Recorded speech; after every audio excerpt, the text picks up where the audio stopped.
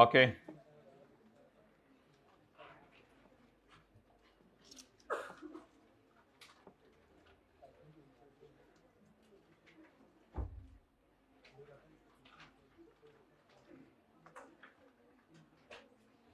Page number 240। अच्छा, chapter 4 खोलने की जरूरत नहीं। लास्ट क्लास में हम ये डिस्कशन कर रहे थे, बिल्कुल आखिरी क्लास में पिछली दफ़ा हम ये डिस्कशन कर रहे थे कि अपोर्शनमेंट ऑफ डिडक्शन और apportionment of expenditure third row में आ जाए, एक ही लफ्ज़ है, थर्ड रो में आ जाए। अपोर्शनमेंट ऑफ डिडक्शन और अपोर्शनमेंट ऑफ एक्सपेंडिचर एक ही लफ्ज़ है। हमारे लॉ के अंदर दो चीज़ें हैं, एक है मैंने आपको बताया था इनकम टैक्स ऑर्डिनेंस, ये 2001 में आया था, और एक है इनकम टैक्स रूल्स, ये 2002 में आए थे। तो हमारे लॉ में दो चीजें हैं, one is income tax ordinance 2001 and the other is income tax rules 2002। तो ये जो सेक्शन हम पढ़े थे ना एक दिन, अल्लाह आपका भला करे,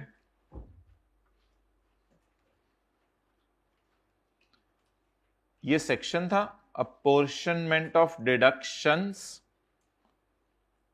और ये था अपोर्शनमेंट ऑफ एक्सपेंडिचर, लेकिन हेडिंग एक ही है, कोई फर्क नहीं एक्सपेंडिचर और डिडक्शन में। अब मैंने कहा था अगर सवाल में आ जाए in the light of income tax ordinance लिख के आए तो फिर हमेशा सेक्शन 60, और अगर सवाल में आ जाए in the light of rules लिख के आए तो रूल नंबर 13 लिख के आना है, और अगर कुछ भी ना लिखा हो, 4-5 नंबर का सवाल हो, तो फिर सेक्शन 60, क्योंकि ये मेन चीज है, ये ऑर्डिनेंस है, ये रूल्स नहीं है। भाई थर्ड रो में आ जाओ। ओके,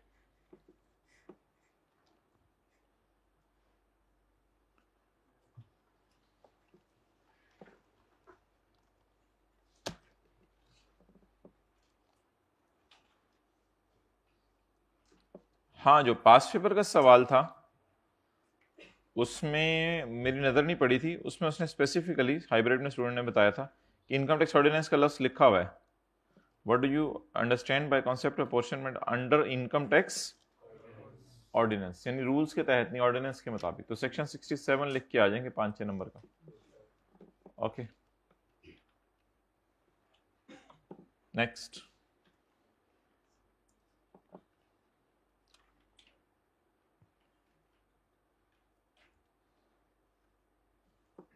वापस आ जाए चैप्टर 11 पे, 10 पे।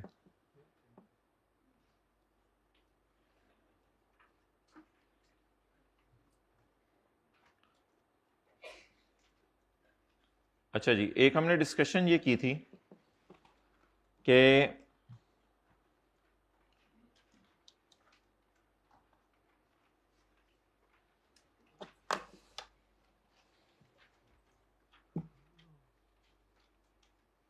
इनकम फ्रॉम कैपिटल गेन, अगर आपने प्राइवेट कंपनी के शेयर्स बेचे हैं तो ये नॉर्मल रिजीम में गिरेगा, और अगर आपने ज्वेलरी पेंटिंग वगैरह बेची है तो ये भी नॉर्मल रिजीम में गिरेगा। तो this all will fall under normal tax regime. और दूसरी बात हमने ये पढ़ी थी, भाई वो प्लास्टिक वाली बोतल रख दिया करें। दूसरी बात हमने ये पढ़ी थी कि जो पब्लिक कंपनी के शेयर्स हैं उनका बेचना नॉर्मल रिजीम में गिरेगा या सेपरेट ब्लॉक, और इमूवेबल प्रॉपर्टी जिसमें प्लॉट था, कंस्ट्रक्टेड प्रॉपर्टी थी और फ्लैट था, उसका बेचना भी फॉल करेगा सेपरेट ब्लॉक में। ये भी अब्दुल्ला को कहिएगा 3-4 और अरेंज कर लें, अभी कह दें उसको। तो ये और ये दोनों कहां फॉल करेंगे बोले, सेपरेट ब्लॉक के अंदर। Okay, let's start.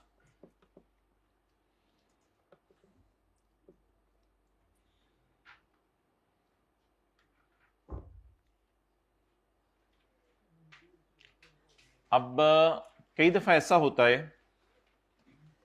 कि पेज नंबर 238, कई दफा ऐसा होता है कि you will sell the shares आप शेयर्स बेचेंगे, बट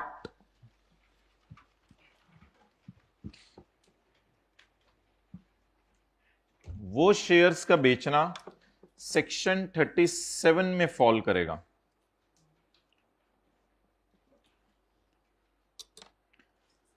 आप बेच रहे होंगे पब्लिक कंपनी के शेयर्स, लेकिन वो बेचना फॉल करेगा नॉर्मल टैक्स रिजीम में। एक्सेप्शन ही एक बताने लगा हूं। आप बेच रहे होंगे किसके शेयर्स बोले? पब्लिक कंपनी के शेयर्स, लेकिन वो बेचना कहां फॉल करेगा? नॉर्मल टैक्स रिजीम में। नॉर्मल टैक्स रिजीम का मतलब है कौन सा सेक्शन लगेगा? सेक्शन 37। सेक्शन इधर आ जाए, थर्ड रो में, फोर्थ रो में सेक्शन 37 लगेगा। कब?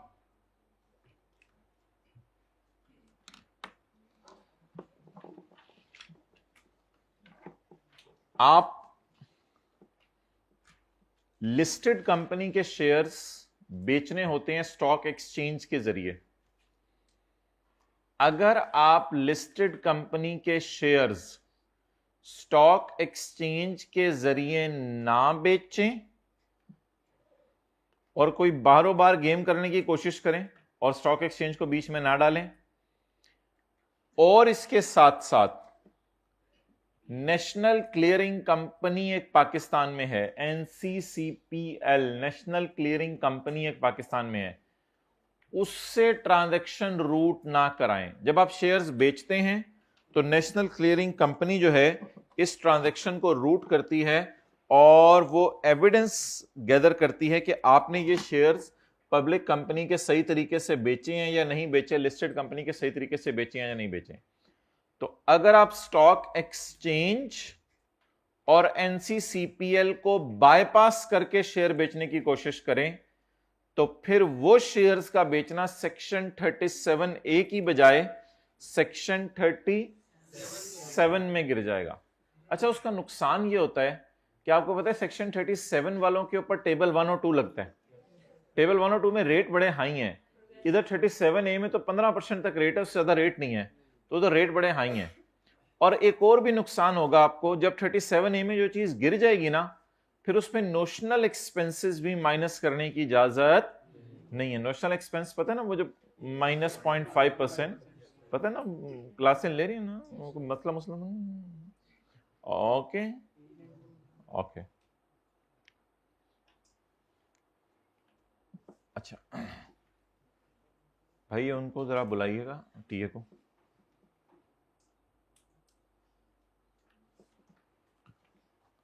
However, normal tax liability under section 37 shall apply. Getting the point? Normal tax liability under section 37 shall apply. भाई टेस्ट का क्वेश्चन पेपर का जो सफा है ना, जिसपे वो सवाल था एक इनकम ऑफ प्रॉपर्टी वाला, थोड़ा सा पता नहीं वो पहले सफे पे था दूसरे सफे पे था, जिसमें पुराना जा रहा था नया आ रहा था, पता नहीं कोई पहले पेज पे था। तो वो टेस्ट के क्वेश्चन पेपर का पहला पेज जो है सबके लिए फोटोकॉपी करा के ले आए, मेरे लिए ना लगिएगा। अच्छा, तो साथ वाले को घूर के देखें, अगर सैटरडे को नहीं आया था, जल्दी जल्दी जल्दी घूर के देखें। अच्छा, वापस आ जाएं। आज तैयार हैं कैपिटल गेन अदर सोर्स सुनाने के लिए? कितने लोगों ने सही दिल से तैयारी की है? हाथ खड़ा करें जो मर्जी सुन लें कैपिटल गेन अदर सोर्स में से। कितने लोग इंशाल्लाह कह रहे हैं एक मौका और दे दें, कल इंशाल्लाह सुनाएंगे? वो लोग हाथ खड़ा करें, एक मौका और दे दें, कल सुनाएंगे। भाई दरवाजे खोल दो, जाएंगे। अच्छा,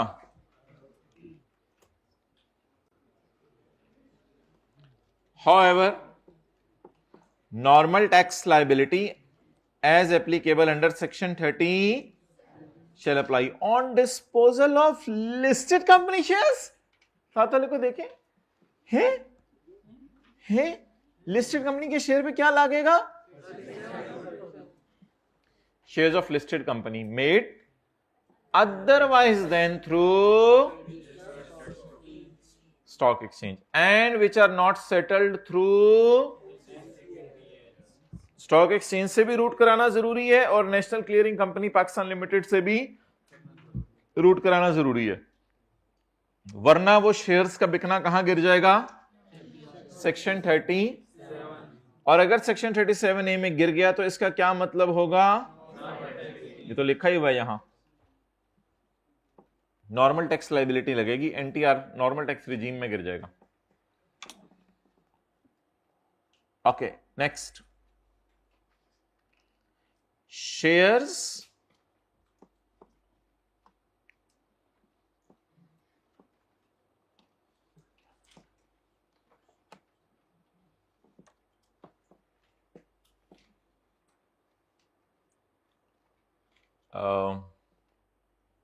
जब इनिशियल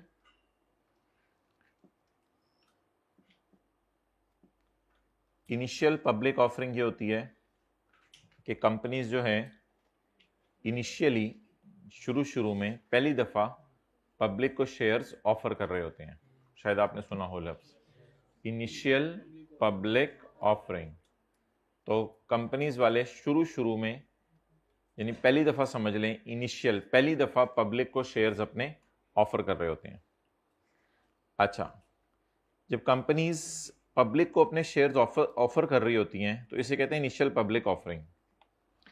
अब सवाल यह है कि section 37 shall apply on disposal of following shares disposed of through initial public offering during listing process. फर्ज करें ये शेयर्स 2-3 लोगों के पास थे, शोहर के पास से, बीवी के पास से, उसके कजन के पास से, उसके ताया के पास थे, इन लोगों के पास थे। अब एक बंदे के पास, ताया के पास, उसमें से मिसाल के तौर पे 10 लाख शेयर थे, तो ताया को कहा जी बिजनेस से फारग करो, ये 10 लाख शेयर्स आप पब्लिक को ऑफर कर दो। 3-4 लोगों के पास शेयर्स हैं, उसमें से 10 लाख शेयर्स जो ताया के पास से हैं, ताया का तो कोई पता नहीं, ताया से पिछले दिनों लड़ाई भी हुई थी, कंपनी में फटा डाल के बैठ सकते हैं, तो ताया को फारिग करो और ये शेयर्स पब्लिक को ऑफर कर दो। अब ताया वो शेयर बेच रहे होंगे और इनिशियल पब्लिक ऑफरिंग उनकी हो रही होगी, तो shares through initial public offering during listing process, और कंपनी को भी क्या कराया जा रहा होगा? लिस्ट स्टॉक एक्सचेंज में, ताकि आज के बाद सारे शेयर्स किसके जरिए बिके? स्टॉक एक्सचेंज के जरिए बिके। तो लिस्टिंग प्रोसेस में जो शेयर्स इनिशियल पब्लिक ऑफरिंग के दौरान बेचे गए, इनके बेचने पे भी सेक्शन 37 लगेगा। हां, अगर आप कोई ऐसा सीन कर लो कि आप शेयर्स के बेचने की डिटेल एनसीसीपीएल को बेचने के बाद जमा करा दो और टैक्स भी जमा करवा दो सेक्शन 37A वाला, तो कोई नहीं, आप हमारे भाई हो। चाहे बाद में भी आपने नेशनल क्लियरिंग कंपनी को डिटेल जमा करा दी, तो इनिशियल पब्लिक ऑफरिंग वालों को हम रिलैक्स करते हैं, फिर आप पे सेक्शन 37A ही लग जाएगा। एक्सेप्ट का क्या मतलब है?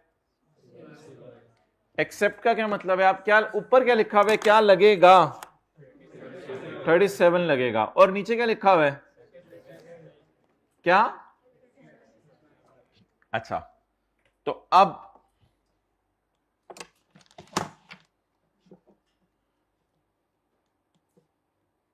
शेयर्स आपने डिस्पोज किए,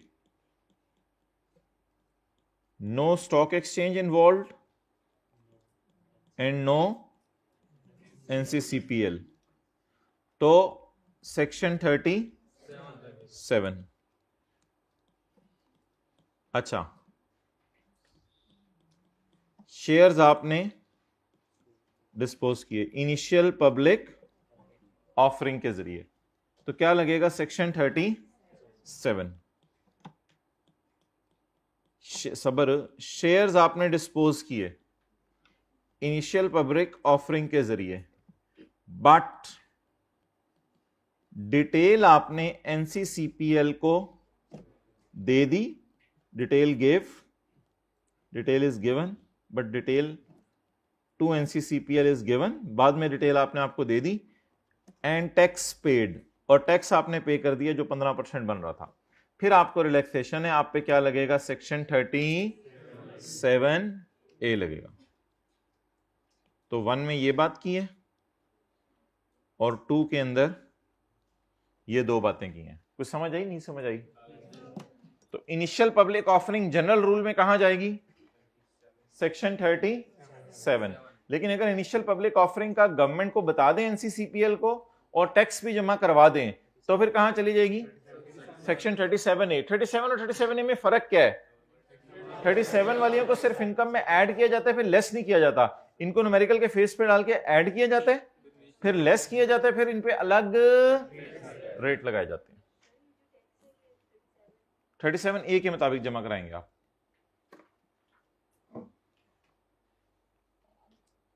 हाइब्रिड थर्ड रो प्लीज लिख लें।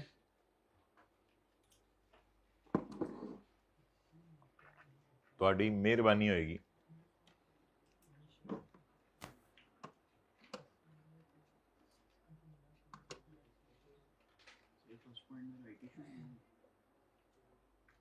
पॉइंट 1 में राइट इशू तो नहीं है, ये तो वैसे ही आम लोग एक दूसरे को शेयर बेच रहे हैं।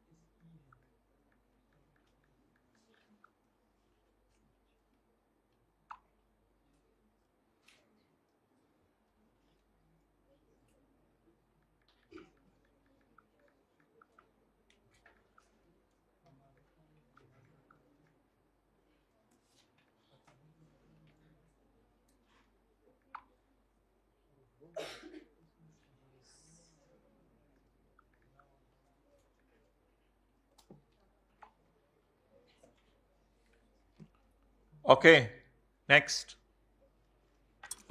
डन? कोई मुंह हिला दिया करें, हाइब्रिड वाले भी फिजिकल वाले भी। डन? ओके, शुक्रिया। याद करें जल्दी से। जनरल रूल तो हमारा वही है, प्राइवेट कंपनी पे कौन सा शेयर लगेगा? सॉरी क्या लगेगा? Normal tax regime. और पब्लिक कंपनी पे? लेकिन अगर ऐसी पब्लिक लिस्टेड कंपनी हो जिसके शेयर्स ऑफ स्टॉक एक्सचेंज और एनसीसीपीएल के अलावा बेच रहे हो तो सेक्शन 37 लगेगा। और ऐसी पब्लिक लिस्टेड कंपनी हो जो इनिशियल पब्लिक ऑफरिंग कर रही हो तो उस पे भी सेक्शन 30। हाँ, अगर वो एनसीसीपीएल को बता दे और टैक्स पे तो फिर माथे से जरा बाल हटाओ, मुझे लग नहीं रहा आप क्लास में हो। हाँ, अब सही है। आगे चलें।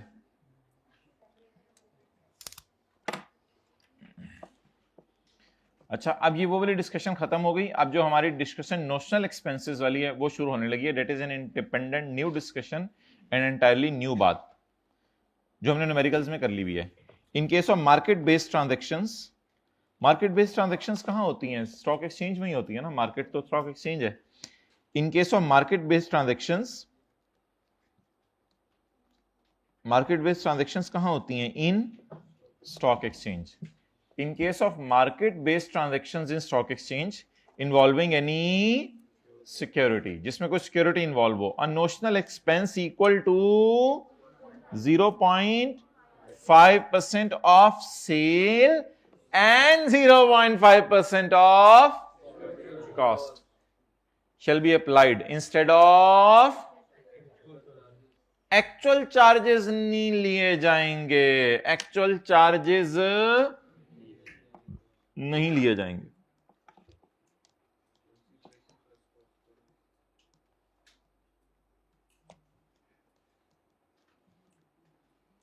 सिक्योरिटी आपने डिस्पोज की, cost 100, sold for 150, commission 12, government levy, कोई गवर्नमेंट को टैक्स दिया होगा, ये इनकम टैक्स नहीं है, नॉट एन इनकम टैक्स, ये कोई और टैक्स है, नॉट एन इनकम टैक्स। कोई भी टैक्स दिया होगा गवर्नमेंट को, अब आपने सिक्योरिटी डिस्पोज की, now what will be your answer? Your answer will be gain 150 minus 100 minus 0.5% of 250। इसको आपने पेपर में इग्नोर कर देना है। हाँ हाँ हाँ हाँ, जरा जोर लगा। हाँ हाँ हाँ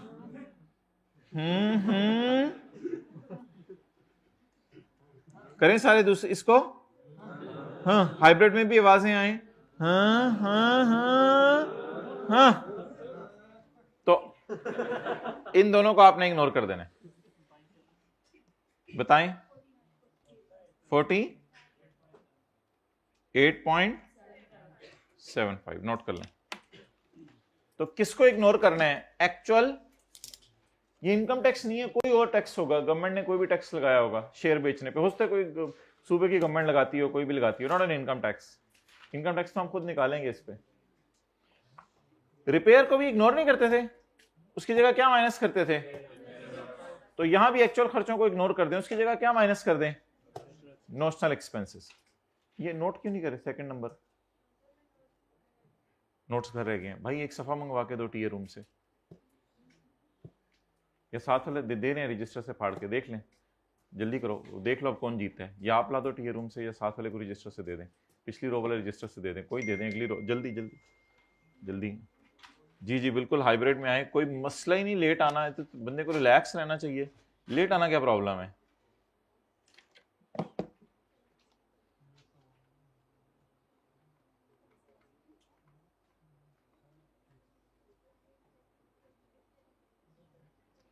फर्स्ट रो में आ जाए, फर्स्ट रो खाली पड़ी है, पूरी फर्स्ट रो खाली पड़ी है, जल्दी करें हाइब्रिड में। डू नॉट वेस्ट टाइम, दूसरों का टाइम ना जाया करें ना। क्या कोई चीज गुम गई है? अच्छा अच्छा, फिर हेल्प आउट कर दें, जरा देख दें, कोई कैलकुलेटर है, मोबाइल है नीचे, जरा देख दें। जाहिर बात है अगला बंदा परेशान होता है, एक आधा मिनट देख लें सारे।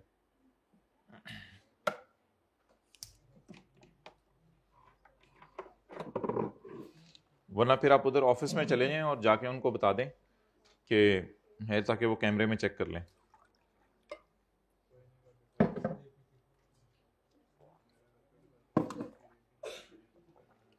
डन जी। क्या एक्चुअल खर्चा माइनस करने की इजाजत है या नोशनल एक्सपेंसेस?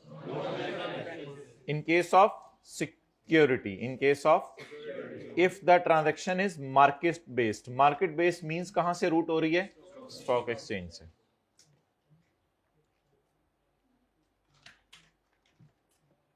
और खैरियत से हैं?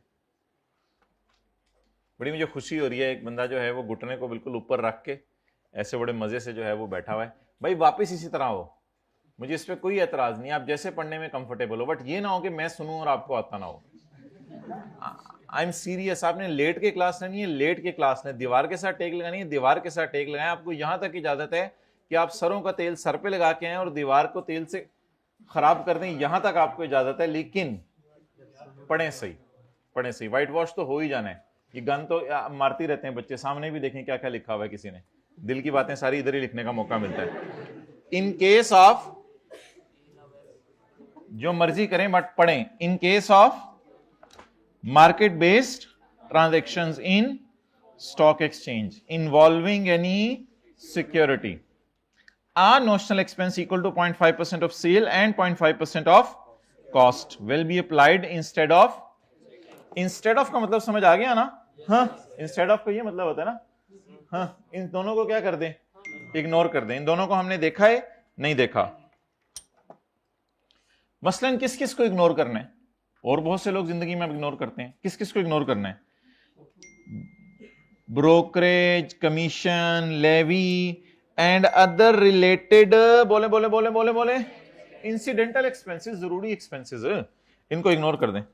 This notional deduction, however, does not apply to open-end mutual fund or future contracts initiated by Pakistan Mercantile Exchange।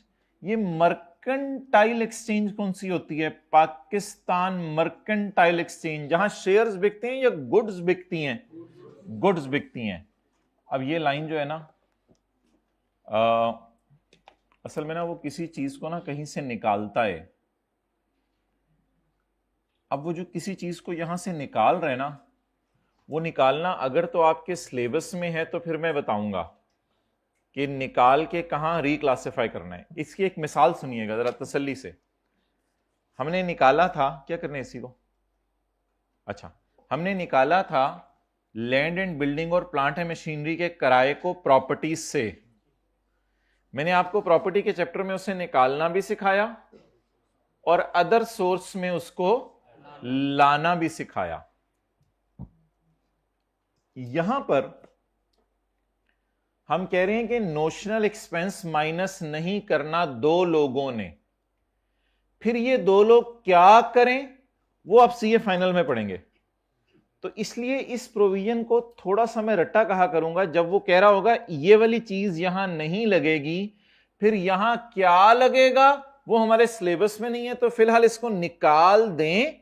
समझ आए या ना आए, थ्योरी की हद तक याद कर लें। प्रिंसिपली स्पीकिंग आईकैप को ये लाइन सिलेबस में किताब में अपनी डालनी नहीं चाहिए, ऐसे ही रिलेवेंट लाइन है आपके सिलेबस के लिए, और पिछले 10 साल में कभी टेस्ट नहीं हुई और होनी भी नहीं इंशाल्लाह, लेकिन उसने सिलेबस में डाली हुई है। तो इनको यहां से निकाल दें, फिर निकाल के कहां डालें, और ये हैं क्या ओपन एंड म्यूचुअल फंड और पाकिस्तान मर्केंटाइल एक्सचेंज, ये हमारे स्कोप में बिल्कुल नहीं है। तो बस कोशिश करें एक फिक्रा याद करने की किसी तरह। The notional expense does not apply, यानी शायद वहां पे फिर 0.5% माइनस नहीं होगा ना, ये मतलब है ना। The notional expense does not apply, बस ये दो रट्टा मार लें आगे फिक्रे। Number 1, two open end mutual fund और फ्यूचर कॉन्ट्रैक्ट्स, जो किसने किए हों? मर्केंटाइल स्टॉक एक्सचेंज के लोगों ने किए हों। फिर ये लोग क्या करेंगे? छोड़े परे हमें क्या, छोड़े परे हमें क्या। ये बिल्कुल उसी तरह है कि छोटे भाई को अम्मी ने निकाला और निकाल के फर्स्ट फ्लोर पे भेज दिया। आप इंटरेस्टेड होंगे वो कहां गया है। इसी तरह चोर को अम्मी ने निकाला घर से, तो आप उसमें इंटरेस्टेड नहीं होंगे वो गया कहां है। तो बस इसको फिलहाल यहां से निकाल दें, यानी कि नोशनल एक्सपेंसेस वाली दो बंदों पे नहीं लगने। फिर उन पे क्या लगना है? हमारा कोई नहीं। तो कोशिश कीजिएगा यार, अगर ये कुछ हल्का फुल्का रट्टा लग सका, मेरे ख्याल से तो आसान है, लग ही जाएगा। Notional expenses will not apply to number 1 open end mutual fund and, तो अब पेपर में 2 नंबर का सवाल इसमें से आ सकता है कि what is the tax treatment of notional expenses. Notional expenses की क्या टैक्स ट्रीटमेंट है? तो बस ये 2 लाइनें लिखाएंगे और क्या है। अच्छा, हमारा सवाल यह था कि एक ऊपर लफ्ज उसने यूज किया मार्केट बेस्ड। तो मैंने आपको कहा था मार्केट बेस्ड ट्रांजैक्शंस वो होती हैं जो कहां से रूट हो? Stock exchange. वो आगे उसने लिख दिया फॉर क्लैरिफिकेशन। कहते हैं अगर आपको कोई मसला है तो क्लैरिफिकेशन मेरे से ले लो, ऐसी मेरे तक आ जाओगे, मैं भी बिजी हूंगा, तो मैं इधर ही तुम्हें बता देता हूं। For clarification, market based transaction refers to a transaction conducted at a registered stock exchange. जाहिर बात है पाकिस्तान में स्टॉक एक्सचेंज रजिस्टर्ड ही है, कोई अनरजिस्टर्ड स्टॉक एक्सचेंज पाकिस्तान के अंदर नहीं है। तो it is a registered stock exchange और ऑन द प्लेटफॉर्म ऑफ एनसीसीपीएल। तो जो ट्रांजैक्शन स्टॉक एक्सचेंज और एनसीसीपीएल से रूट हो, और की जगह जहां एंड भी लिख सकता था वो, कोई ऐसी बात नहीं। तो जो ट्रांजैक्शन स्टॉक एक्सचेंज और एनसीसीपीएल से रूट हो, that is called as market based. और वहां पर क्या माइनस करने की इजाजत है? नोशनल एक्सपेंसेस माइनस करने की इजाजत है। ओके,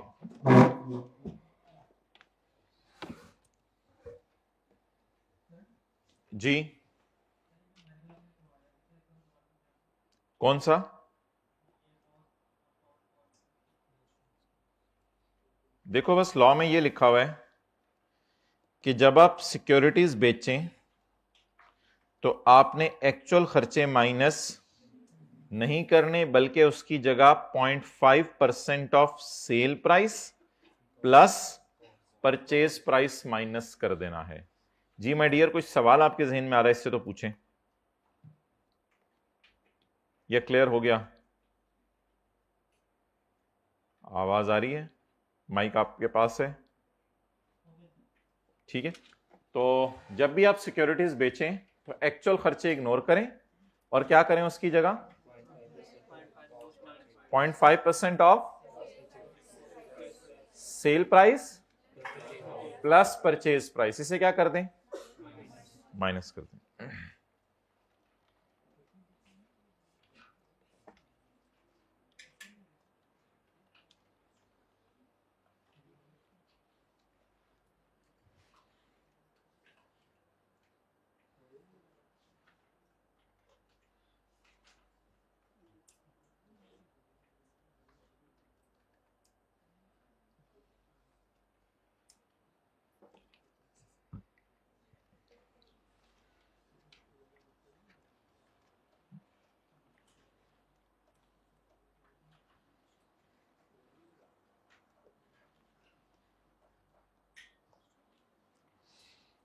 चलें, इसका एक सवाल जो है ना वो कल करेंगे, मुझे याद करा देना इसका सवाल बना के लाने में, इसका एक सवाल कर लेंगे कल। ओके, चलें जी आगे आ जाएं,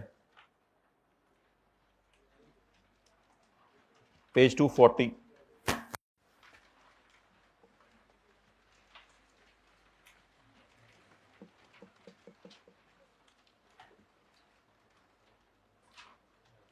gain on security shall be computed on the basis of FIFO method, and if shares are sold on same date then average method will apply, फिर एवरेज मेथड लगेगा। अच्छा, शायद आपने इन्वेंट्री के अंदर इंट्रोडक्शन टू अकाउंटिंग में FIFO और weighted average पढ़ा हो, जरा हाथ खड़ा कर दें जी, कोई सवाल है आपका? अच्छा, मैंने कहा था हाथ खड़ा करने में, मैंने कहा सबको इकट्ठे कोई सवाल याद आ गया। तो अगर आप सिक्योरिटी सेम दिन में खरीद के बेचें, अगर आप सिक्योरिटी क्या करें, सेम डे में खरीद के बेचें, same day purchase and sale, if shares are sold on same day then कौन सा मेथड लगेगा, एवरेज। और अगर सेम डे को ना बेचें बल्कि सेम डे की बजाय किसी लेट, सेम डे को बेचना तो बड़ा रेयर होता है, उसी दिन खरीद के कौन बेचता है चीजें, अगर लेटर डेट पे आप सेल करें तो FIFO। इसका इंशाल्लाह हमने न्यूमेरिकल करना है, इसका न्यूमेरिकल हम इंशाल्लाह करेंगे चैप्टर नंबर 12 के अंदर, तो उसमें इंशाल्लाह इसकी डिस्कशन हो जाएगी। तो फिलहाल एक बस बात छोटी सी याद कर लें, अगर शेयर सेम डेट को खरीद के बेचे तो एवरेज मेथड, और अगर आज खरीद के चंद दिनों बाद बेचे तो FIFO।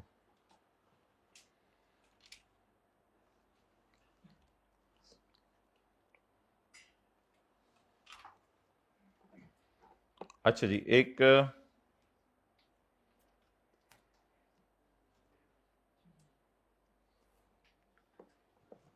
वॉश सेल, सेल को धो देना, अब जरा अटेंटिव रहना है, वॉश सेल, सेल को धो देना।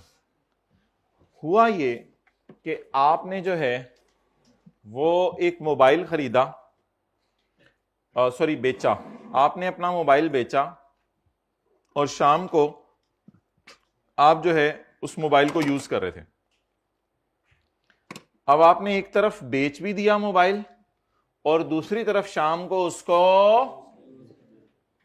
वो सेल ही क्या जिसको दोबारा खरीद लिया जाए, वो सेल ही क्या उसको दोबारा खरीद लिया जाए। तो वॉश सेल का मतलब है आपने चीज पहले बेची और बाद में उसको दोबारा जाकर खरीद लिया, अम्मी के कहने पे बेच दी, बाद में उस चीज से इतनी मोहब्बत थी कि दोबारा जाके खरीद ली, नाफरमान बच्चा। अच्छा, अब हुआ क्या कि लॉ मेकर आपको एक चीज कह रहे हैं, मिसाल के तौर पर आपका एक पोर्टफोलियो है, पोर्टफोलियो का मतलब है टू मेनी शेयर्स, आपके पास बहुत सी कंपनी के शेयर्स हैं, आपके पास एक बास्केट पड़ी हुई है जिसमें कंपनी ए के शेयर्स पड़े हुए हैं, कंपनी बी के, कंपनी सी के, कंपनी डी के, कंपनी ई के, कंपनी एफ के, कंपनी जी के, बहुत सारे शेयर्स पड़े हुए हैं। दैट इज योर पोर्टफोलियो और योर ब्रीफ केस। 2025 चल रहा था, आपको गेन आया इस कंपनी के शेयर्स बेचने पे। इस कंपनी के शेयर्स आपने बेच दिए, आपको गेन आया 25 मिलियन का। अब आप सोच रहे हैं मैं इस गेन से कैसे टैक्स अवॉइड करूं। तो आपने एक गेम खेली, आपने अपने पोर्टफोलियो पे नजर मारी, इस पर नजर मारी, इस पे नजर मारी, इस पे नजर मारी, इस पे नजर मारी, इस पे नजर मारी और सुराख करके इस पे नजर मारी। आपने इस पे नजर मारी और नजर मार के देखा इनमें से मैं क्या बेचूं तो मुझे लॉस आए, ताकि वो लॉस मेरे गेन को खा ले। लॉस लाना आपका मकसद नहीं है, लेकिन अब कोई चीज अगर सस्ती बिक रही है तो लॉस ही आना है, आप और क्या कर सकते हैं, आपके कंट्रोल में तो नहीं है गेन लॉस। आपने गेन आने के बाद ये सोचा इस साल अब मैं क्या बेचूं कि जिस पे आए, क्योंकि आपका गेन पे टैक्स देने को दिल नहीं चाह रहा। तो आपको इस कंपनी के शेयर नजर आए मिसाल के तौर पे, आपने कहा इनको बेचता हूं। कंपनी वाई के शेयर्स पे आपको गेन आया और अब आप जो है वो कोई ऐसे शेयर्स ढूंढ रहे हैं जिन पे आपको क्या आए, लॉस आए। तो कंपनी एक्स के शेयर्स पे आपको लॉस आ गया 16 मिलियन का। अब आप जो टैक्स देंगे वो किस इनकम के ऊपर देंगे, 9 मिलियन। 9 मिलियन पे आप टैक्स देंगे। लॉ मेकर कहते हैं कोई मसला ही नहीं, कोई मसला ही नहीं, बट ठीक है, खैर है, आप 9 मिलियन पे टैक्स दें, लेकिन एक रिस्ट्रिक्शन है मेरी तरफ से, वो सुन लें कि इनको दोबारा खरीदिएगा ना, इस सेल को वॉश नहीं करना, इस सेल को, ये तो गेन आ गया ना, मजे से एंजॉय करें इस गेन को, लेकिन ये जो आपने सेल किया अगर इसमें 2 नंबरी की ना कि ये बेचे मुझे दिखाने के लिए और 4 दिन बाद जाके वही खरीदे हुए थे शेयर शाम को आपने, तो इसकी इजाजत मेरे भाई नहीं है। तो सिंपल सी बात है, आपको जिन शेयर्स में क्या आ जाए उन शेयर्स को आप मत खरीदा करें। कितने अरसे के अंदर अंदर, 1 महीने के अंदर अंदर। हां, उसके बाद अगर आपने खरीदने हैं वो आपकी मर्जी। अब अगर आप बेचे हुए शेयर्स जिन पे लॉस आया था उनको 1 महीने के अंदर अंदर दोबारा खरीद लेंगे तो सजा ये मिलेगी कि ये जो लॉस माइनस हुआ था ये क्या हो जाएगा, डिस अलाउ हो जाएगा। जब ये लॉस डिस अलाउ होगा तो आपको 9 मिलियन पे टैक्स देना पड़ेगा या 25 माइनस 0 पूरे 25 मिलियन पे। तो बता दें किस चीज की इजाजत नहीं है, जिन शेयर्स पर लॉस आया उनको अगले 1 महीने तक दोबारा खरीद। अगर इनको आपने दोबारा खरीद लिया 1 महीने तक तो इसका नाम पड़ जाएगा वॉश सेल। सेल को धो दिया, सेल को आपने खत्म कर दिया, वॉश कर दिया, दोबारा उनको क्या करके, परचेज करके। अच्छा, इफ आफ्टर सेल, भाई सेल हुए हैं तो लॉस आया ना, इसको इस तरह कर दें, ये देखें भाईजान, मैं नोट करने का टाइम दूंगा, प्लीज पहले सीए करें। डिस्पोजल ऑन, डिस्पोजल ऑन तो नहीं होना चाहिए, डिस्पोजल गेन किस पे आया, कंपनी वाई पे, और डिस्पोजल पे क्या आया, लॉस कंपनी एक्स पे। If after sale I bye them in 1 month, then EN वाला, AN वाला, then I will pay tax on 9, on 9, on 20, and if I do not buy them in 1 month, then I will pay tax on 9. चलें जी, note. That's very important. You are supposed to note it down. Otherwise, I will beat you.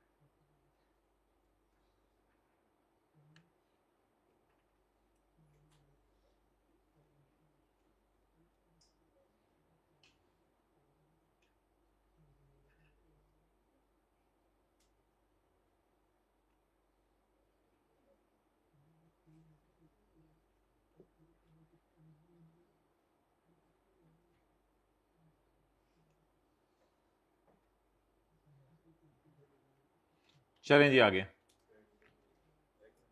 बस कहने का मतलब ये होता है कि जल्दी नोट करें आप लोग।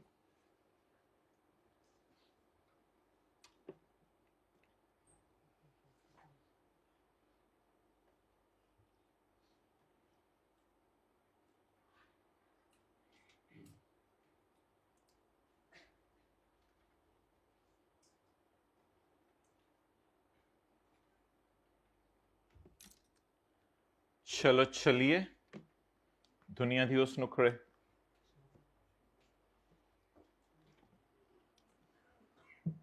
बाकी दोनों क्लासेस में भी रखा है। मुझे सवाल दिखा दें एक दफा। वॉश सेल, मुझे सवाल दिखा दो एक दफा। वॉश सेल दिखाओ। इफ एन इन्वेस्टर, तस्वीर भेज दो। If an investor sustains loss, अगर एक इन्वेस्टर को क्या आ जाए, किस पर, ऑन डिस्पोजल ऑफ सिक्योरिटी के बेचने पर। कौन सी सिक्योरिटी के बेचने पे लॉस आया? If investor sustains loss on disposal of security and in 1 month, एक महीने के अंदर, ही और इस बीवी बच्चे, कई दफा वो बानो के नाम के खरीद लेता है शेयर, बड़ा तेज है। तो अगर वो बानो के नाम के शेयर खरीद ले, रुखसाना के नाम के शेयर खरीद ले, सब्जेक्ट टू कि उसकी बीवी हो ये, अगर वो बानो या रुखसाना के नाम के शेयर खरीद ले तो फिर क्या होगा? हम तो डूबे हैं सनम, तुमको भी ले डूबेंगे। तो बहरहाल पकड़ा तो यही जाएगा, बानो तो इसके लिए दुआएं करेगी। तो ये हरकत गड़बड़ होगी और इसको पकड़ा जाएगा और इससे कहा जाएगा कि मोहतरम बानो के सरताज, आपको ये लॉस माइनस करने की इजाजत नहीं है, क्योंकि आपको मना किया गया था कि इन शेयर्स को आपने एक महीने के अंदर नहीं बेचना। बस तीनों क्लासों में रखते हैं, आप जाएं रिलैक्स करें। एंड इन 1 मंथ ही और हिज बीवी बच्चे परचेज द सेम शेयर, दस मेंटेनिंग हिज पोर्टफोलियो का मतलब बताएं। दस मेंटेनिंग हिज, जब आप आएंगे इसकी बास्केट में नजर मारेंगे तो ये वाले तो जा चुके, ये वाले वहीं पड़े होंगे। 10, पंजाबी वाला 10 नहीं, अंग्रेजी वाला 10 maintaining the, how he has maintained the portfolio real guys. बेचने से पहले भी ये पड़े हुए थे इधर, और जब बेच दिए तो दोबारा खरीदे तो फिर भी 10 मेंटेनिंग द पोर्टफोलियो, नजर मारी तो ये शेयर उधर ही पड़े हुए थे। अब सजा बताए ना, सजा ऊपर लिखी हुई है, capital loss shall not be admissible. अब ये लॉस माइनस करने की इजाजत, और अब आप टैक्स किस पे देंगे? पूरे 25 पे। ये 25 लिखने की मैंने कोशिश की है। टैक्स किस पे देंगे आप? 25 पे। इसको दोबारा पढ़ लें। येलो वाला हाईलाइट कर लिया आपने ऊपर? अल्लाह आपके साथ वाले को एक हाईलाइटर खरीदने की तौफीक दे, मोबाइल का कवर बेच के। कैपिटल लॉस, कवर बिकेगा तो मोबाइल के टूटने का चांस जल्दी होगा, मोबाइल टूटेगा तो दिल नहीं लगेगा उसमें, फिर दिल पढ़ाई में लगेगा। दिल ने तो लगना ही है, या मोबाइल में लगे या पढ़ाई में लगे, इसलिए पढ़ाई में लगा लें। अगर एक इन्वेस्टर को क्या आए, हाँ जगह जी लगाने की दुनिया नहीं है। If an investor sustains a loss on disposal of and in 1 month ही और हिज बीवी बच्चे purchase the same share, thus maintaining the portfolio, then क्या होगा? then बोले then capital loss shall not be admissible, capital loss minus करने की इजाजत नहीं होगी। अच्छा जी, अगले पेज पे आए। टैक्स स्वैप सेल, मोबाइल को पुठा करके रखे ना, ऐसे फिर कोई नोटिफिकेशन आएगा, मैसेज आएगा, बंदा देखता है। हाइब्रिड प्लीज मोबाइल को पुठा रखे, पहली दूसरी रो पुठा करके रखे मोबाइल को। Tax swap sale, what does it mean? Tax swap sale, cross trade में पढ़ा देता हूं, टैक्स स्वैप सेल।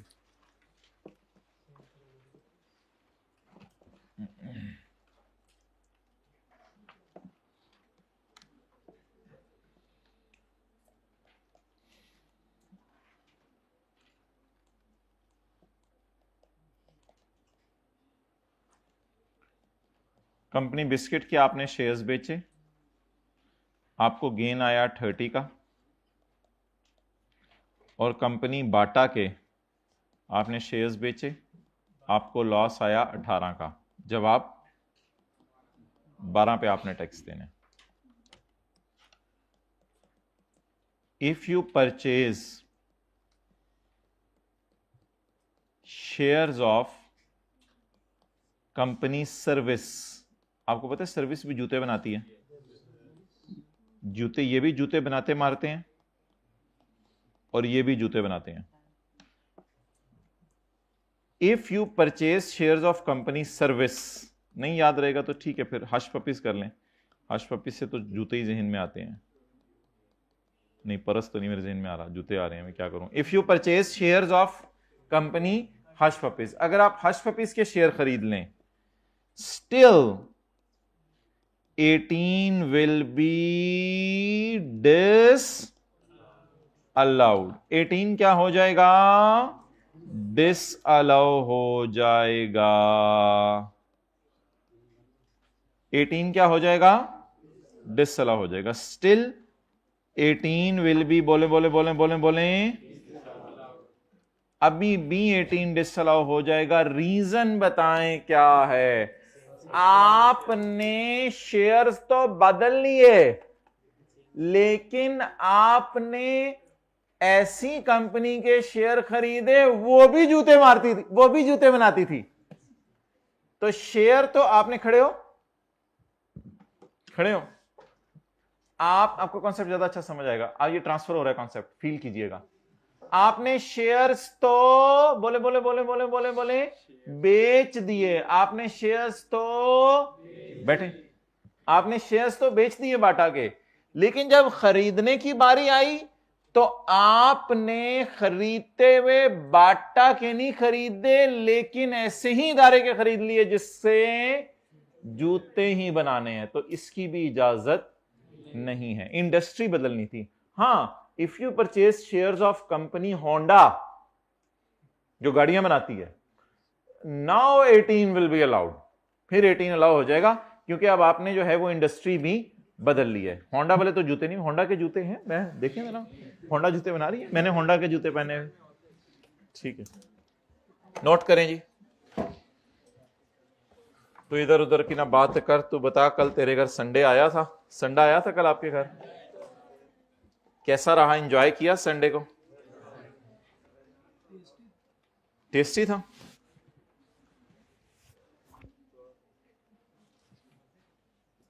जी,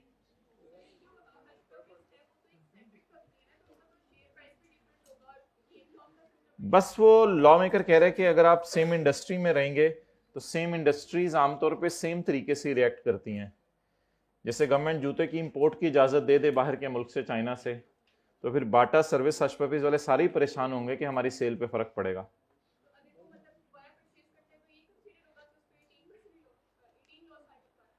नहीं नहीं, उसने तो अभी परचेज किए हैं, वो जब कभी हश पपीज बेचेगा तो फिर वो तो अलग बात है। फिलहाल हमारा ये मकसद है कि अगर आप कोई सेल करें तो सेल करके सेम इंडस्ट्री में आपने चीजें खरीदनी नहीं है, शेयर्स, बस। अखा खोल के क्लास लाओ।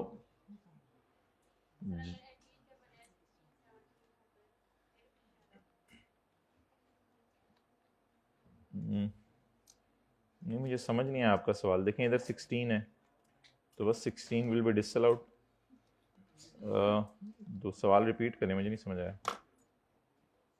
जी। 18 वाला सवाल दोबारा पूछ लेना, क्या सवाल था पहले?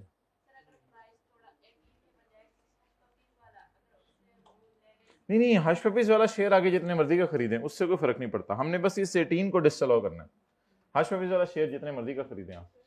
अब समझ आया आपका सवाल जी।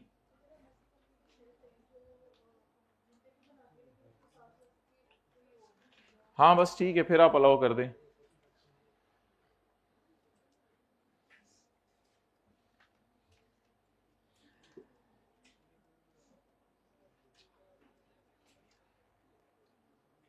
प्यार से पूछो साथ वाले से, मियाँ मिठू चूरी खाओगे?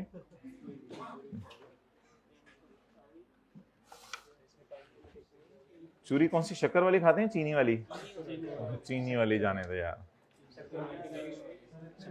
इसमें टाइम लिमिट 1 मंथ ही है, वैसे लॉ मेकर ने बताई नहीं। शक्कर वाली बेहतर है। ओ सॉरी, ये मैं बात कर रहा था, इसमें टाइम लिमिट 1 मंथ ही है, लेकिन उसने बताई नहीं।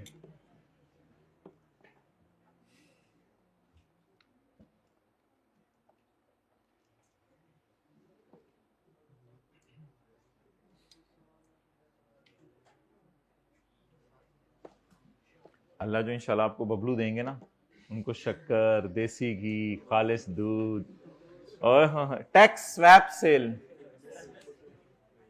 Tax swap sale. In this case,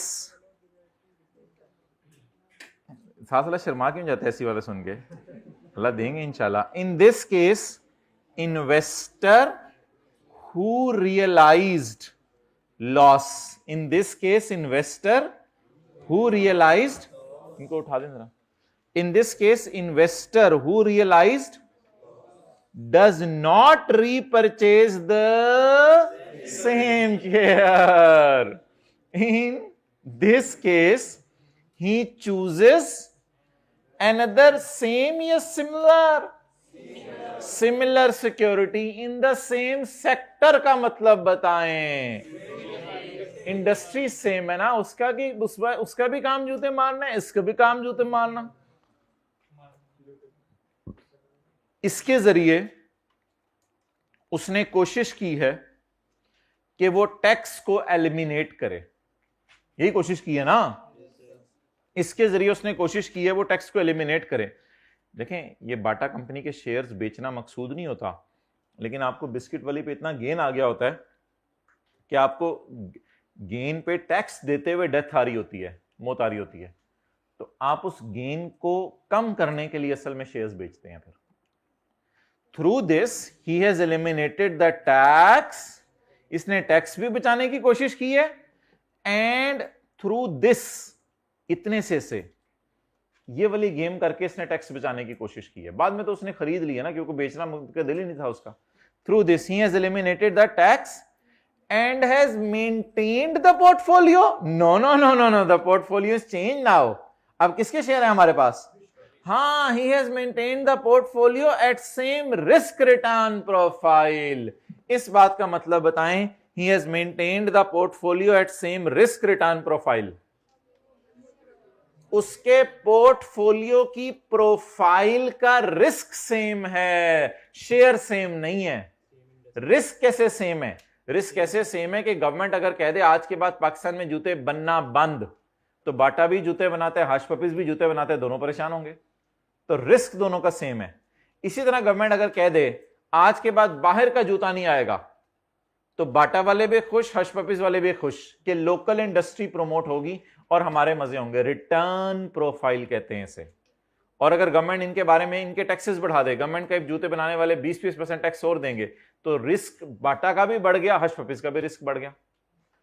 तो क्या हमने शेयर सेम, पोर्टफोलियो सेम रखा है या पोर्टफोलियो का रिस्क रिटर्न सेम रखा है? क्या हमने पोर्टफोलियो सेम रखा है या पोर्टफोलियो का रिस्क रिटर्न सेम रखा है? और पिछली मिसाल में पोर्टफोलियो सेम रखा था। पढ़ें जी दोबारा। In this case investor who realised, investor कौन होता है? जिसके पास शेयर होते हैं। Investor who realised does not purchase the same share, same share नहीं खरीदता, सिक्योरिटी शेयर ही होते हैं आमतौर पर। In this case he chooses another similar share in the same sector, same sector में वो सिमिलर शेयर खरीदता है। इसके जरिए उसने टैक्स को क्या कर दिया? And has also maintained the portfolio at the same risk and return profile. Risk के साथ कॉमा डाल दें रिटर्न के दरमियान में,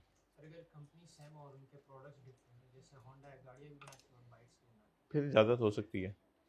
okay, cross trade, cross trade.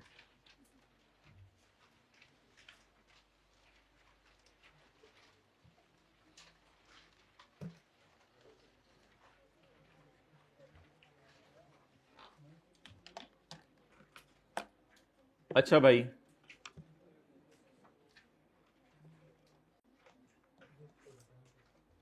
Brokerage house कौन होता होगा? ब्रोकरेज हाउस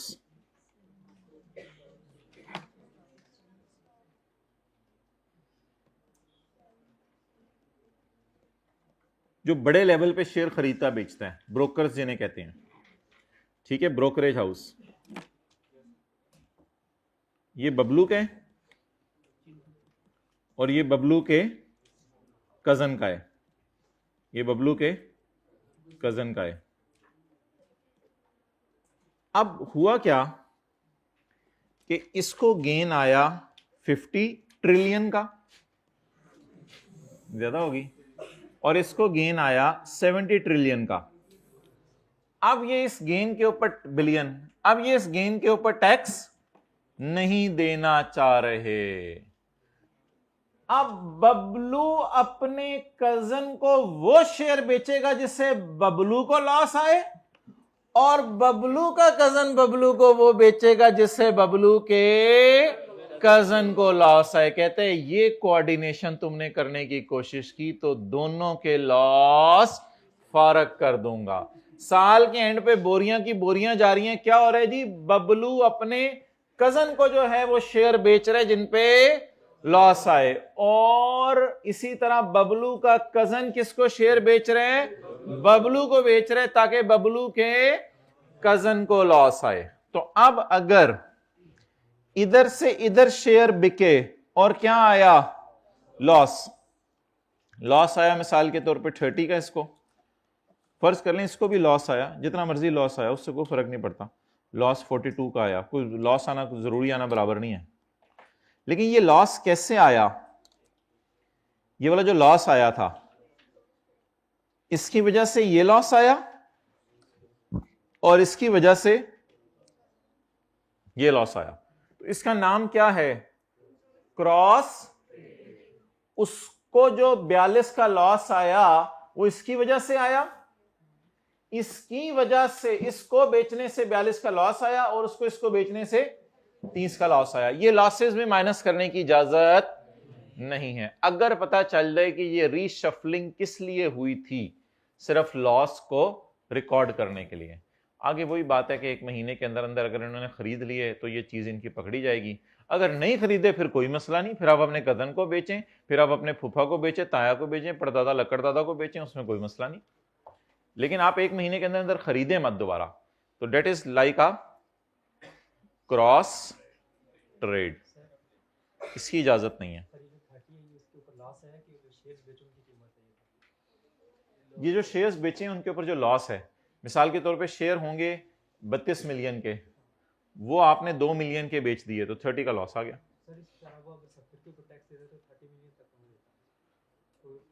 बस अब ये 40 पे टैक्स देगा, ये डिपेंड करता है इस पे कि दोबारा वो शेयर खरीदेंगे या, लेकिन अगर 70 पे टैक्स देता तब उसे 30 मिलियन का नुकसान होता है। बस ये 30 का नुकसान डेड हो जाएगा अगर दोबारा खरीद लिया, बस खत्म, फिर 70 पे टैक्स देंगे आप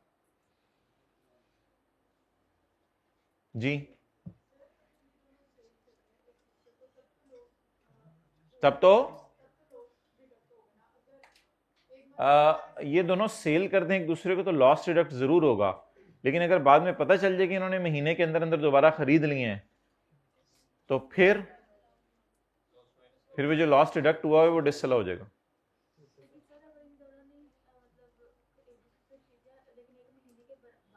एक महीने के बाद बेचने के, 1 महीने के बाद खरीदने, फिर कोई मसला नहीं।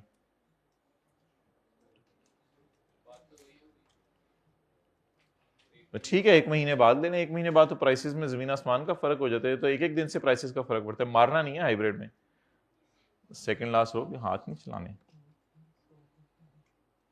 अच्छा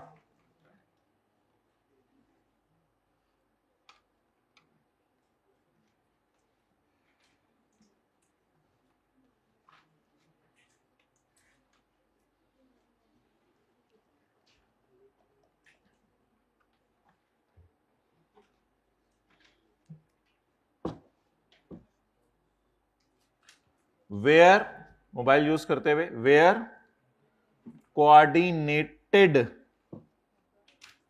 reshuffle of securities where coordinated reshuffling of, shuffling हो रही है, रीशफलिंग हो रही है, इधर वाले उधर बेच रहे हैं, उधर वाले इधर बेच रहे हैं, कोऑर्डिनेटेड प्रॉपर प्लान से चल रहा है ये काम।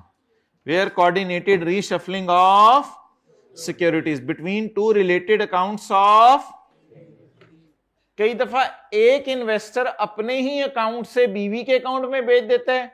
तो फर्ज कर लें इधर बीवी हो गई, इधर बेवा, इधर बीवी हो गई, इधर शोहर हो गया, तो बीवी शोहर को धड़ाधड़ शेयर बेच रही है, शोहर बीवी को धड़ाधड़ शेयर बेच रहे, तो लॉ मेकर कहते हैं ये हो क्या रहा है। तो where coordinated reshuffle of securities between two जानने वाले अकाउंट्स ऑफ, एक ही इन्वेस्टर अपने जानने वाले अकाउंट्स में सेल परचेज कर रहा है, बेटे बेटी को बेची जा रहा है, और बिटवीन बड़े लेवल पे गेम हो रही है, बिटवीन टू रिलेटेड, रिलेटेड का मतलब ये है ना कि ये इसका कजन है, तो जानने वाले हैं, रिलेटेड, रिलेटेड पार्टी भी शायद आपने लफ्ज कभी सुना हो।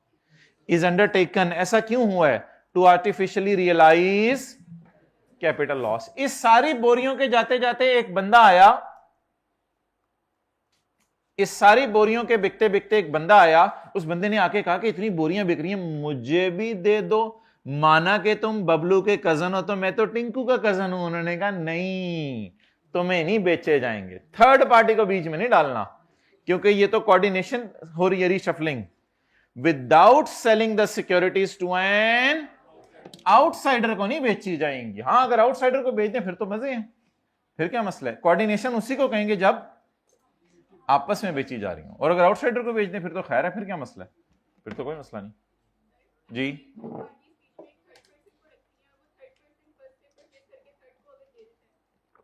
तो ये तो कोऑर्डिनेशन की फर्दर कोऑर्डिनेशन होगी, ये तो हाई लेवल की कोऑर्डिनेशन होगी, ये भी पकड़ी जाएगी,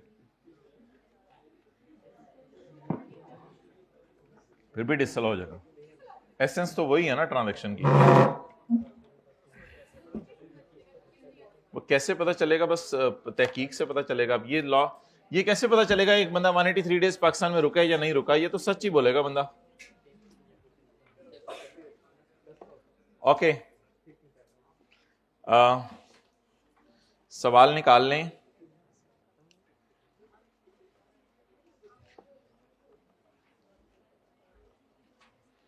भाई सवाल बांटो, हर क्लास में सवाल बांटे जरा प्लीज, हाइब्रिड में कुछ सवाल बांट दे भाई, हाइब्रिड में जल्दी से बांट दें सवाल, इधर फिजिकल में भी जल्दी से बांट दें जी भाई।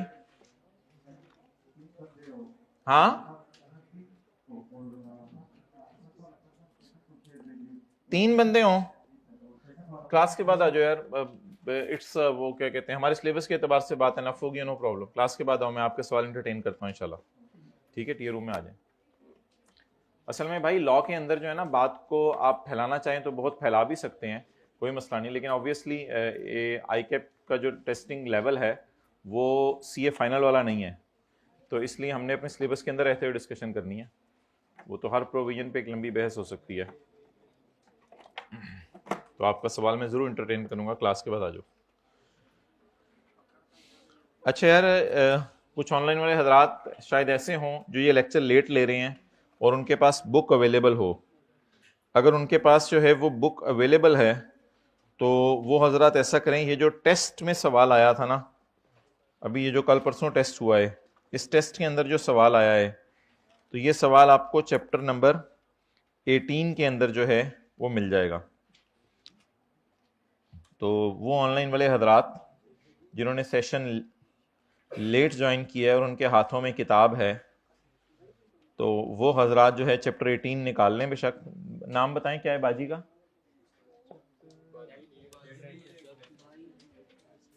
अच्छा, जैन लिखा हुआ इधर,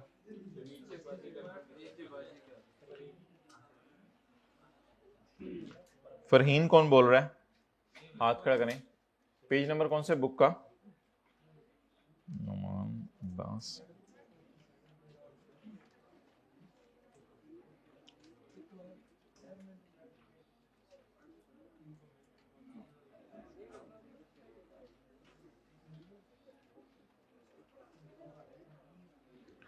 बुक तो इंशाल्लाह आ जाएगी 1-2 दिन में।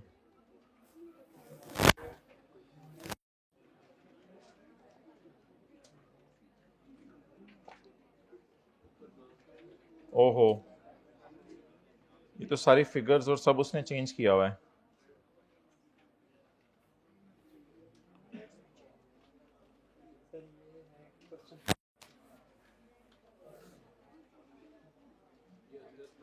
चलें ठीक है, इसको भी छोड़ें, इसको इंशाल्लाह कल करते हैं। जो नोट्स बांट दिए उनको साइड पे रख दें, कल इंशाल्लाह टेस्ट डिस्कस कर लेंगे, कोई मसला नहीं। अब वापस आ जाएं कैपिटल गेन में।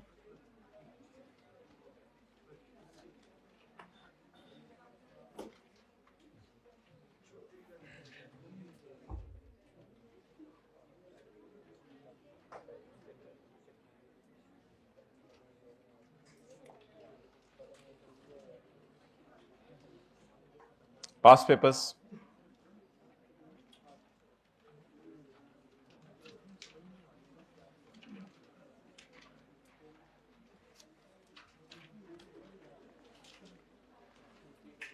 क्वेश्चन नंबर 10,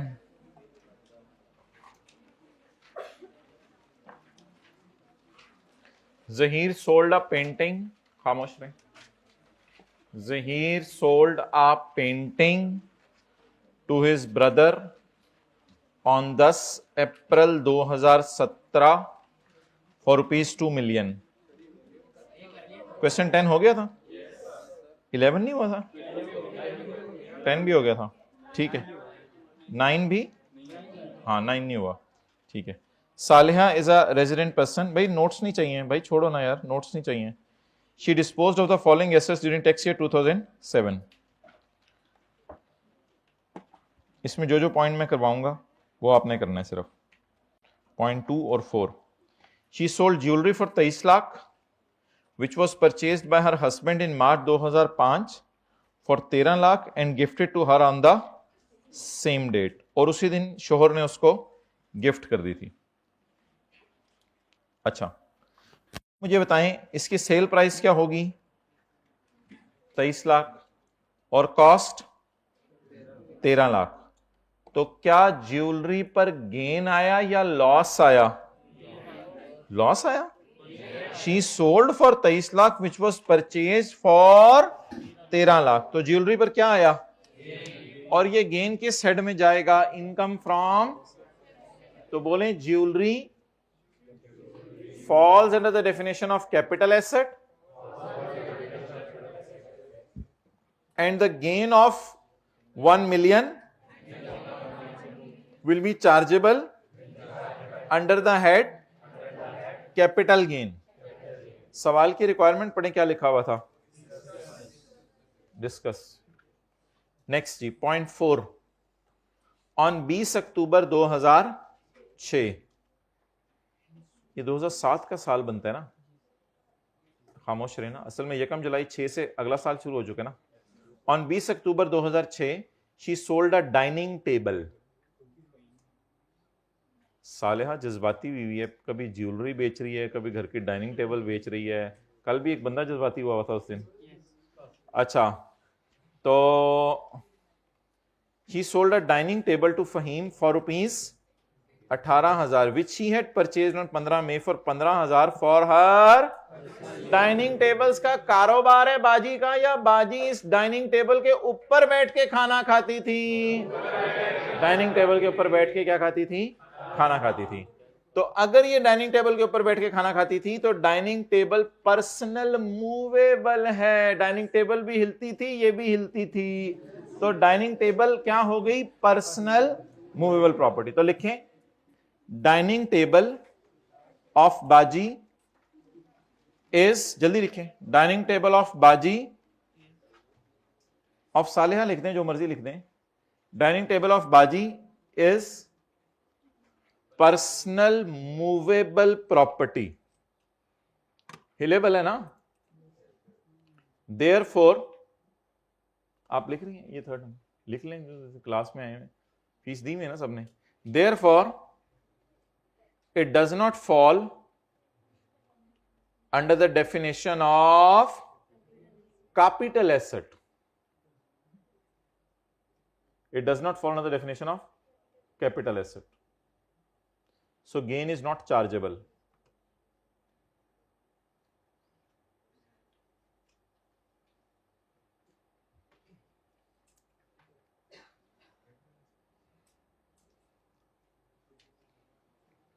इसलिए इस गेन को किसी हेड में भी लेकर नहीं जाएंगे।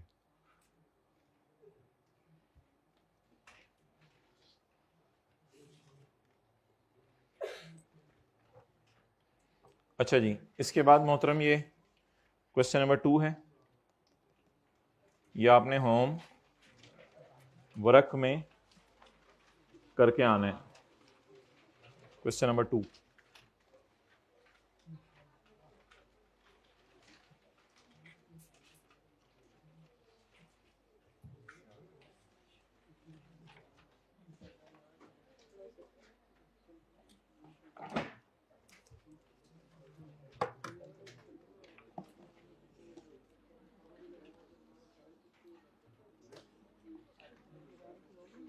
अच्छा भाई इधर देखें,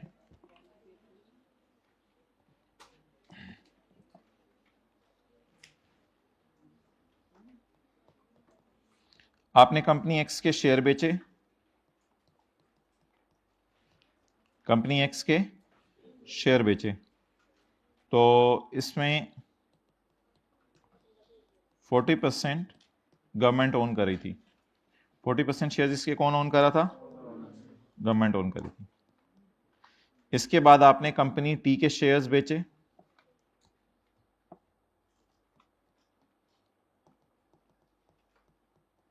शेयर्स डिस्पोज्ड, कंपनी टी के शेयर्स बेचे, ये कंपनी लिस्टेड है, आपने sold through stock exchange and NSE/CPL, done. इसके बाद आपने कंपनी क्यू के शेयर बेचे, वो कंपनी क्या है? लिस्टेड, ये कंपनी लिस्टेड है, और आपने शेयर्स बेचे sold not through stock exchange, stock exchange के जरिए नहीं बेचे। इसके बाद आपने कंपनी जीटा के शेयर्स बेचे, ये कंपनी भी क्या है? लिस्टेड।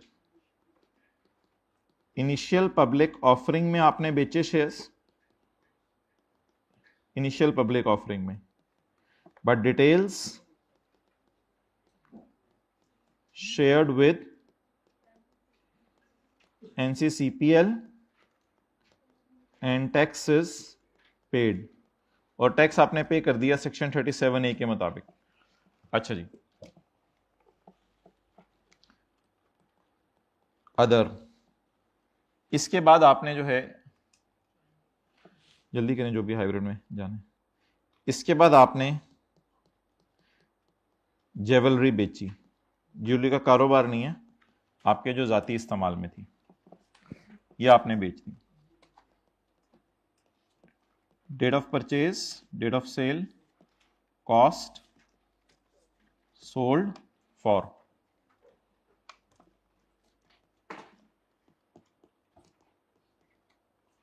और कमीशन आपने इसके ऊपर पे किया।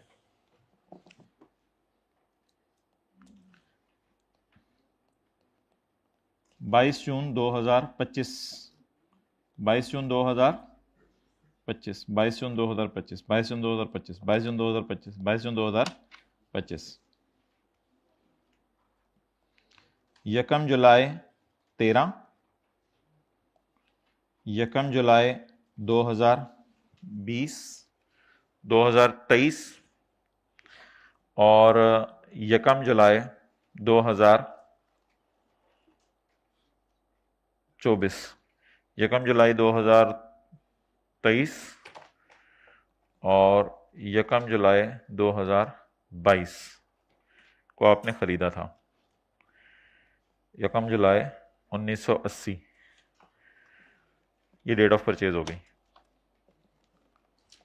खरीदा 200 का, बेचा 250 का, खरीदा 210 का, बेचा 260 का, खरीदा 20 का, बेचा 30 का, खरीदा 18 का, बेचा 36 का, 38 का, खरीदा 10 रुपये का, बेचा 4 रुपये का, कमीशन पे किया 3 रुपये, 2 रुपये, कमीशन पे किया 1 रुपये, कमीशन पे किया 1 रुपये, कमीशन पे किया 2 रुपये, कमीशन पे किया 5 रुपये, और कमीशन पे किया 1 रुपये।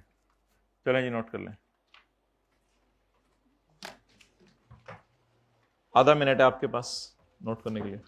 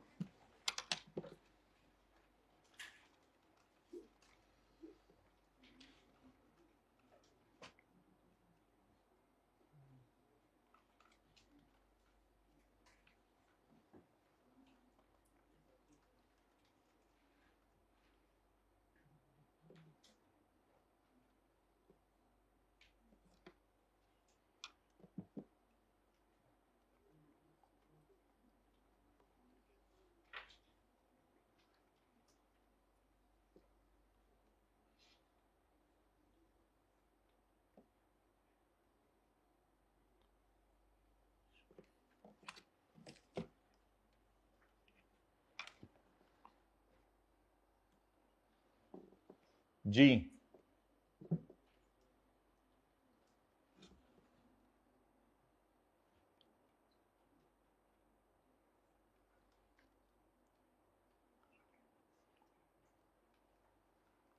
नोट कर लिया तो हाथ खड़ा कर दें।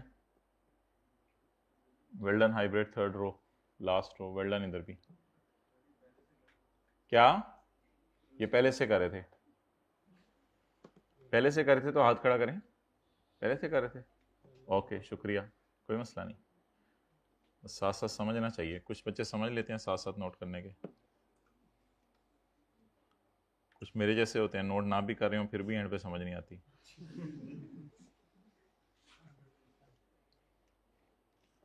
Okay, so just make it simple first and tell. If you note it down today, then we will solve it tomorrow. No, then we will solve it on yesterday, and yesterday will never come. We will solve it on yesterday, inshallah.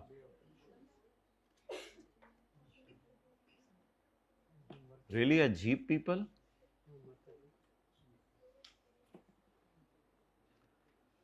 Okay.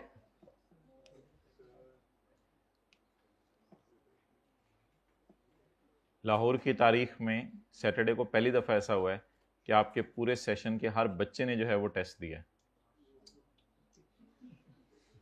लंबी छोड़ दी। क्या करते थे बचपन में? आप उसको लपेटते थे ऐसे ऐसे। अच्छा, आप बोलें जी। पहली कंपनी क्या है? पहली कंपनी क्या है? प्राइवेट कंपनी, क्योंकि इससे गवर्नमेंट ने कितने शेयर खरीदे हुए हैं? अच्छा जी। ओ मैन, अच्छा ठीक है यार, तस्वीर खींच लेना बस। It's over, it's over now guy, GUY guy, it's over, it's over. अच्छा, अब जरा मुझे ये बताएं, इनको बता दें ओवर का मतलब क्या है। अब मुझे ये बताएं कि ये इसके कंपनी के शेयर्स जो है, प्राइवेट कंपनी है, तो इसके बेचना कहां फॉल करेगा? सेक्शन 37 में। ये जो मैं रेड से लिख रहा हूं, क्या ये क्वेश्चन का पार्ट है या सॉल्यूशन होने लगा है? सॉल्यूशन होने लगा है। ये कंपनी लिस्टेड भी है और स्टॉक एक्सचेंज और NCCPL के जरिए शेयर बेचे हैं। Section 37A लागेगा। ये कंपनी लिस्टेड तो है लेकिन स्टॉक एक्सचेंज के जरिए शेयर नहीं बेचे, 12 बार शेयर बेच दिए दरख्त पे बैठ के। इस पे सेक्शन 30 यही पढ़ा है आज हमने। ये कंपनी लिस्टेड है, इनिशियल पब्लिक ऑफरिंग के जरिए शेयर बेचे। इनिशियल पब्लिक ऑफरिंग का मतलब अभी स्टॉक एक्सचेंज में लिस्ट ही नहीं हुए, इनिशियल पब्लिक को ऑफर कर रहे हैं, अभी तो स्टॉक एक्सचेंज में लिस्ट ही नहीं हुए। लेकिन बाद में आपने NCCPL को डिटेल दे दी और टैक्स जमा करवा दिया। इन पे भी क्या लगेगा? सेक्शन 37A लगेगा। और आगे jewellery, section 37। Is it a part of question और it is a part of solution? It is a part of solution. Online वाले तस्वीर खींच लें और आपके ग्रुप्स, व्हाट्सएप ग्रुप्स में मैं सेंड कर दूंगा ये तस्वीर। Okay, next, now will move towards solution.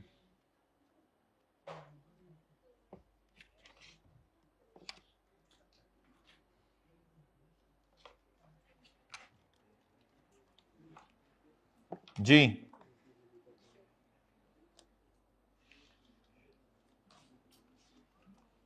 Working number 1, income from capital gain, normal tax regime, कौन सा सेक्शन?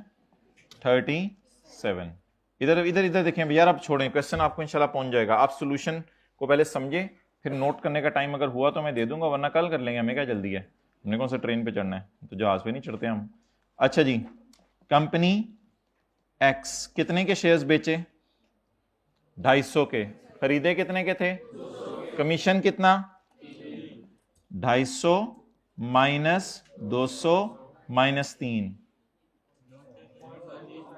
भाई यहां एक्चुअल कमीशन माइनस होगा, यहां पर नोशनल एक्सपेंसेस माइनस नहीं होंगे। सेक्शन 37 में मैंने आपको बताया हुआ था कमीशन माइनस करना है, तो इधर उधर की ना बात कर, बता तेरा कॉन्सेप्ट क्यों लुटा। लोगों के बॉल पॉइंट कैलकुलेटर लुटते हैं, तेरा कॉन्सेप्ट ही लुट गया पूरा का पूरा। क्या पेज 235 पे हमने कोई मिसाल की थी जिसमें हमने कमीशन भी माइनस किया था? सेक्शन 37 में क्या कोई मिसाल की थी जिसमें हमने कमीशन माइनस किया था? नहीं की थी मिसाल, ये क्या है फिर? तो ये कमीशन माइनस किया था ना हमने, नहीं याद आ रहा? ये दूसरे सफे पे, ये पहला सफा था चैप्टर का, पहला पहला ये पहला सफा था, और ये दूसरा सफा था। दूसरे सफे पे कमीशन माइनस नहीं किया था चाचू, उस वक्त तुम जो है वो अमरूद खा रहे थे, ये माइनस नहीं किया था कमीशन इस वक्त। तो फिर अब बोले सेक्शन 37 में कमीशन माइनस करना है या नोशनल एक्सपेंसेस माइनस करने हैं? कमीशन माइनस करना है। For further details you can not meet me after class. जी जवाब कितने लोगों को याद आ गया? जरा चलिए आप सुन लें, सेक्शन 37 में कमीशन माइनस करेगा और 37A में नोशनल एक्सपेंसेस माइनस करेगा। ओके, नेक्स्ट, आगे चलें। सवाल किधर है? थले हैं सवाल, होते हैं।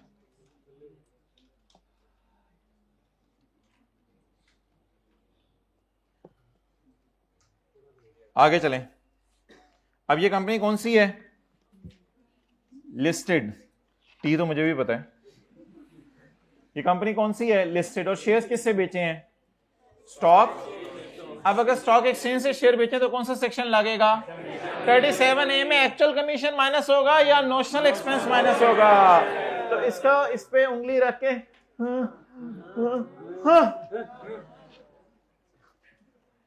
वर्किंग 1 में जाएगा, वर्किंग 2 में जाएगा। Income from separate block, section 37A। Company ठीक कितने का बेचा? 260 का। कितने का खरीदा था? और कमीशन को जोर लगाएं, -5% ऑफ 0.5%। चलो 0.5 कर लेते हैं। और कुछ?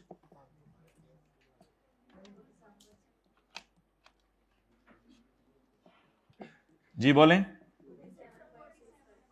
47.65, 47.7 कर लें, 65 को राउंड करके। यहां तक कितने लोगों को समझ आ रहा है? जरा हाथ खड़ा करके बता दें। सेक्शन 37 में कमीशन माइनस करना है और 37A में नोशनल एक्सपेंसेस माइनस करने हैं। Emotional expenses, notional expenses. आए अगला सेक्शन कौन सा लागेगा? 37। अगर 37 लागेगा तो इसको गले लगाएंगे, इसको नहीं करेंगे, इसको तो करना था ना। देखिए भाई 37A होगा तो एक्चुअल खर्चा इग्नोर करके नोशनल एक्सपेंस, और अगर 37 होगा तो एक्चुअल खर्चा। अब 30 minus 20 minus 2, 30 minus 20 minus 8, done, clear clear clear, okay. Company क्यों बोला करें जो दिल में आते हैं। कंपनी जी, तो आपकी सुई उधर अड़ी हुई है। कंपनी जी, कंपनी जी पे क्या लगाना है,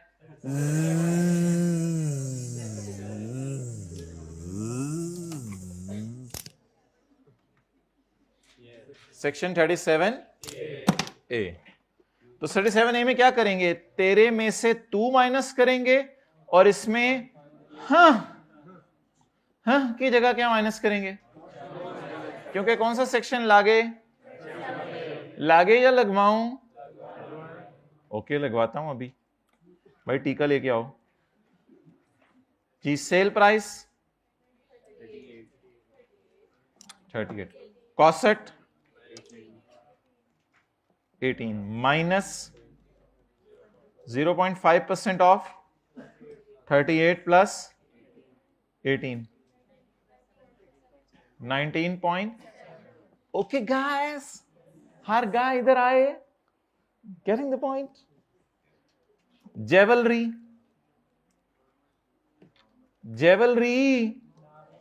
और बुड्ढी दा जेवर बेच छड़िया जालिम ने। जालिम जुलिम का लफ्ज ना बोला करें जिंदगी में, मैं तो बस इसलिए बोल रहा हूं कि समझाना था।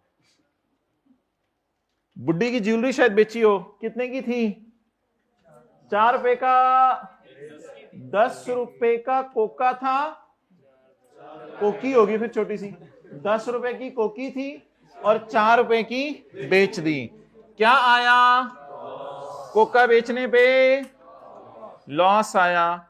कोका कितने का बेचा, 4 का। भाई समझने पे फोकस करो यार, हद होगी। ये तस्वीरें ले लो, सारी तस्वीरें ले लो, जो तस्वीरें लेनी है ले लो, तो समझने पे फोकस करो। कितने का बेची कोकी खरीदी कितने की थी, कमीशन कितना, 1 रुपए का, माइनस करेंगे। लेकिन ज्वेलरी पे लॉस रिकॉर्ड करने की इजाजत नहीं है, वो कोका ही क्या जिस पे लॉस आ जाए, तो ज्वेलरी पे लॉस माइनस करने की इजाजत। बाकी इंशाल्लाह इसको कल पूरा करेंगे। बिल्कुल नोट ना करें, ये दोनों तस्वीरें मैं आपसे शेयर कर लेता हूं, कोई मसला नहीं। घर में तसल्ली से इसको एक दफा पढ़ के आइएगा। For further details you can not meet me. भाई ऑनलाइन वाले हजरात, जो मसला आता है मीटिंग में बताया करें, इधर उधर टीए को बताएंगे, किसी और को बताएंगे, ग्रुप्स में बताएंगे। अगर हल ना हो तो मुझे मीटिंग में बताया करें। जूम मीटिंग मंडे को होती है मेरे भाई, आप ही के लिए मीटिंग होती है जी। वेलकम।